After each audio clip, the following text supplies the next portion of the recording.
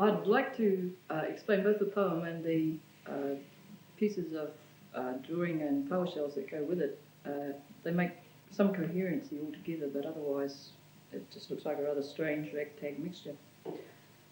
Picture, if you will, a family of 5 children, actually 6, but one was a babe in arms with a sick mother and wasn't involved in this episode, who had gone to a strange place after the death of their father and had become involved in a form of beach warfare. They didn't initially get on with the locals at all.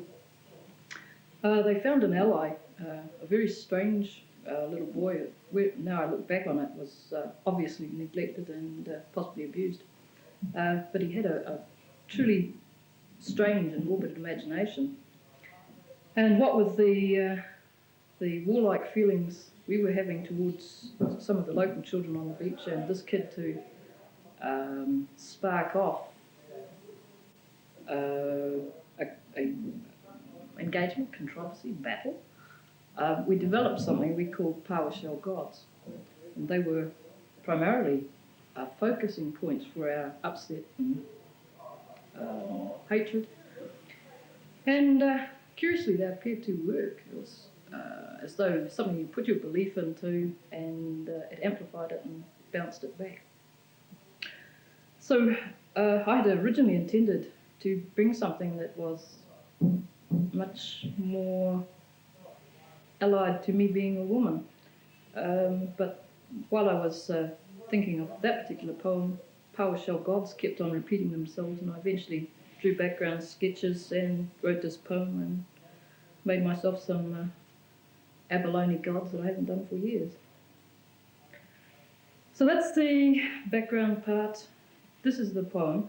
It's reasonably long. It has 3 main points in it, I think. One is that I was 11 at this stage. I was just beginning to bud myself to turn into a woman. And I had become aware that things bred, things changed. There was seasonal influences. You know, for goodness sake, those gulls down the beach aren't actually having piggybacks. And became aware that seaweed had its own season. So that's an important part. Another part is there's a little refrain, from what island does the seaweed come? And this is based on a Maori proverb which means for a stranger to declare themselves. And the third thing is that I refer at one point to them out there. And them out there were actually a form of St. Elmo's fire that occurs at Moreaki. It looks like lights out on the sea. But I'd always, as a child, thought of them as other people out there. This is far too long to get into the poem. It was the year of omens, dead dolphin on watercut beach, oil slick flexing with each wave by fisherman's reef. Molkeki brooded, silent and chagrin as ever. From what island does the seaweed come? It was a season of strut and strangeness, hurt, crippled, changes, the year of our Paua Shell Gods.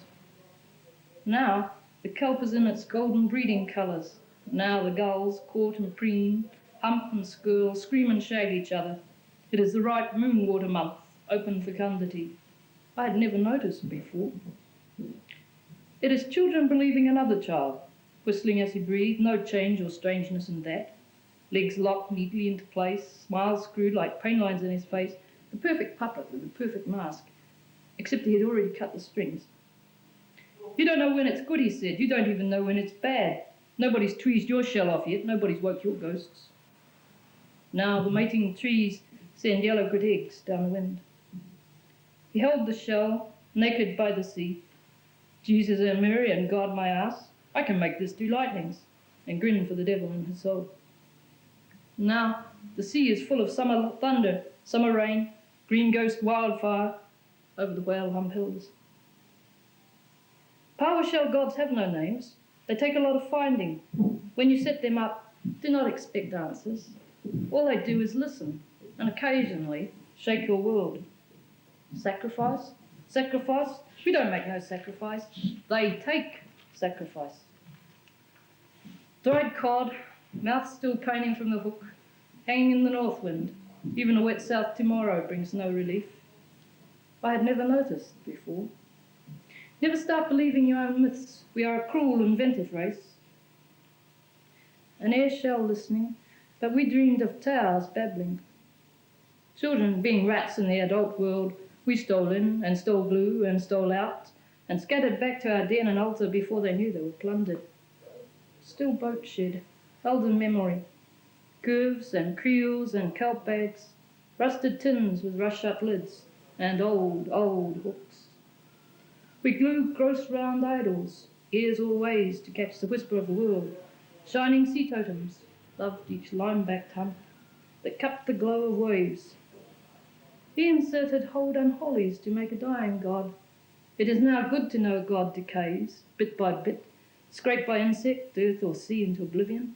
But all the words were, the more holes, the more ears, mine's the wisest.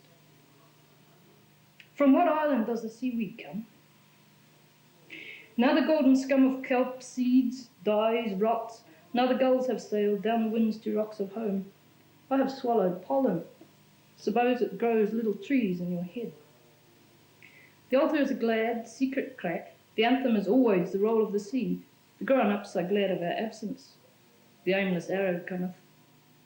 We developed a war with another tribe who made a mocking race of crab-shell gods. Inquisition, torture, and jeering cries to recant, it sailed the days of summer away, until they shit on our altar and cracked our gods with stones, and their laughter cracking like a rockfall down a cliff. We hope they die soon. Or maybe, sing their power, he said, a giant foot of bluey dark to cap them, suck them dry. And it was trumpets when Soph broke her leg by the cliff, drums when they took Tahu to Borstal, and an abyss when our strange prophet vanished. Look at what the sea has made, and then look at the shapes I have given you. Do not laugh at the difference. The lure and shine of this shell is as much my work as the Paua's. She also has claim to my bones. The roughened scar of pearl where the holdfast clenched, grew, failed. Shells that battled, ended broken, battered, beaten in sea wars. We all lose the sea war. We never learned where he went. The adults merely turned grey when we asked, and the other gang said, ask your gods. I have never learned where he went. The ears are silent, unpossessed.